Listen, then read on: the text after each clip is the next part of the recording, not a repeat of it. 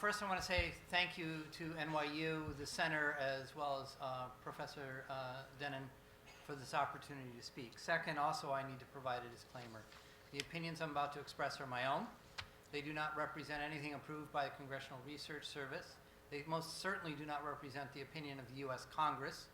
I don't think anybody could ever represent the entire opinion of U.S. Congress. And they are not in any way a signal of U.S. government policy or intentions in the future.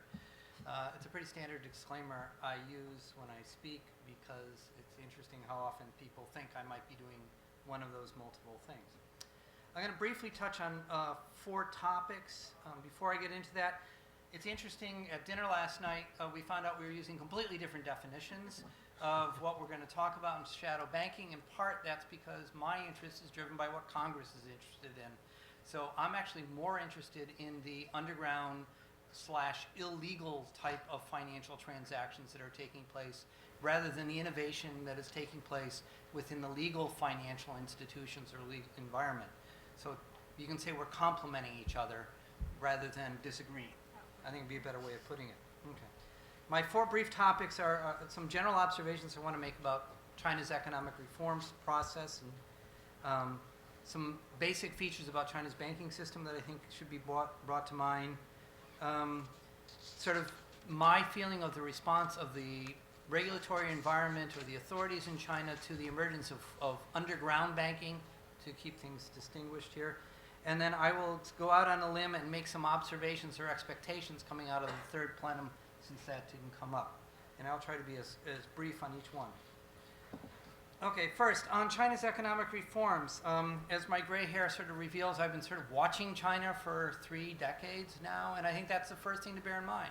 The reform process in China now is spanning 5 separate decades.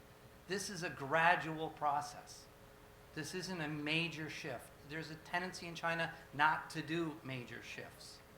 So I think it's a very conservative way of doing reforms. Second, it tends to be very reactive. When something goes wrong or there's a problem, something changes in China.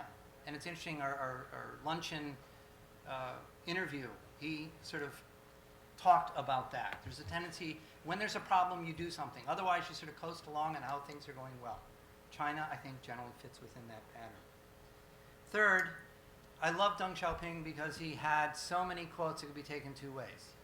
Crossing a stream 1 stone at a time. Wonderful. What if there's no stone? What if you get halfway across the stream and there's no stone in front of you? What do you do? Okay. So it's looked as a pragmatic quote, but at the same time, it doesn't really give you any sense of where you're going. And I think that's another interesting characteristic of China's economic reforms.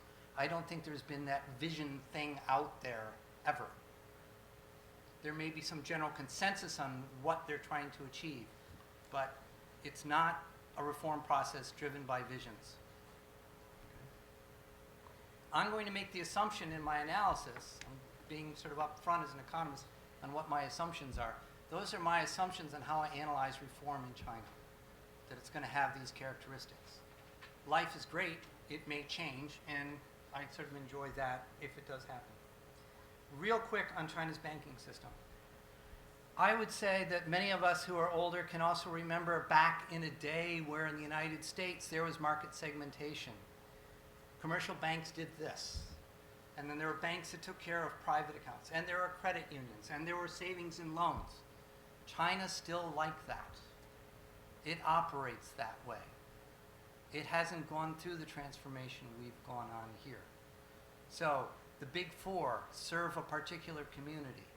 The commercial banks that are at the provincial and city level service a certain community. The emerging private banks, which already exist, are serving a different community. That has been the norm. Okay, so some of the reforms that people are talking about would be comparable to the dismantling of this market segmentation we had in the United States. Those of us who remember realize that that wasn't necessarily a smooth transition process either.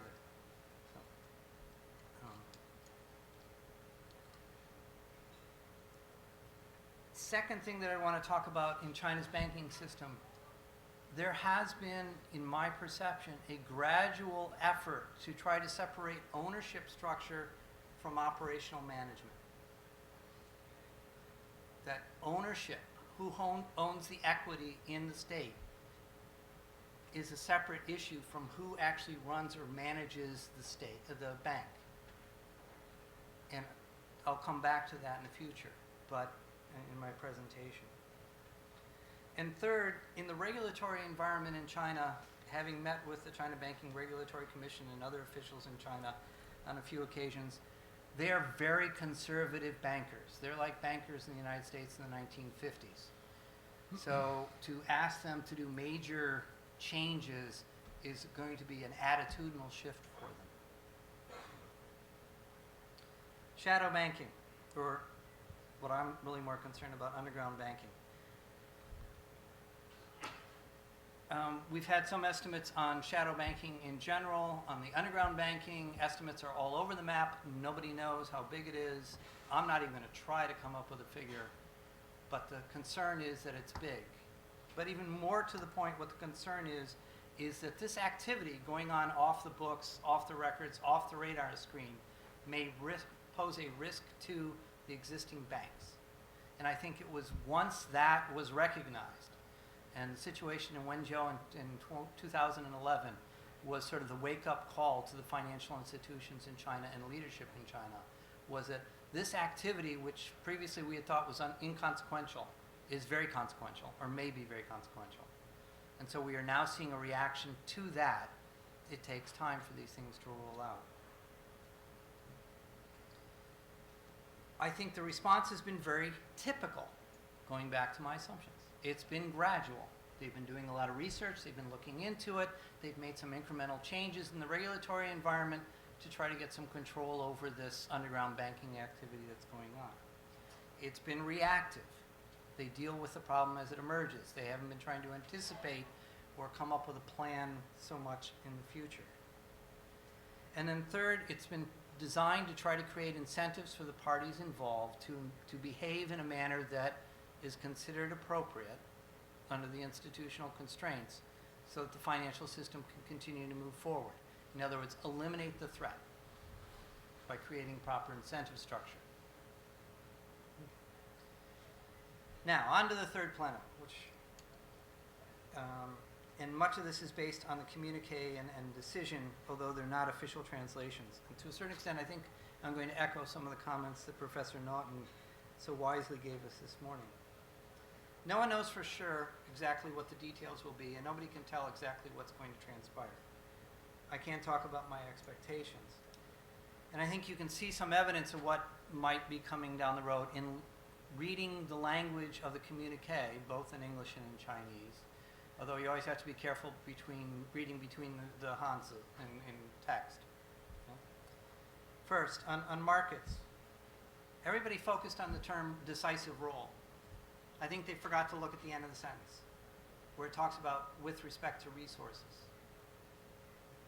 The focus is on the real economy, on production, on manufacturing or whatnot. Second, there's language, and this one we can come back to later. Given the training of a lot of the economists in China, as well as the leadership, do not overlook rhetoric that in the West we generally don't understand what they're talking about or we're not trained on. So their language about economic base and superstructure, I think for me, jumped out in my mind. Okay? That means something, even though we're not sure exactly what. Third, there's other language that talks about finance as the important pillar of national governance. And I think that's a signaling that, at least in their mind, the financial system is a tool of the government to control the economy. In other words, it's not part of the real economy. It's not part of what's going to be marketized, or part of the market process. It's going to be one of their tools for controlling the economy. We can bear that in mind. In the decision, you have more hints, and this is something that Professor Reynolds was Professor Naughton was speaking about earlier.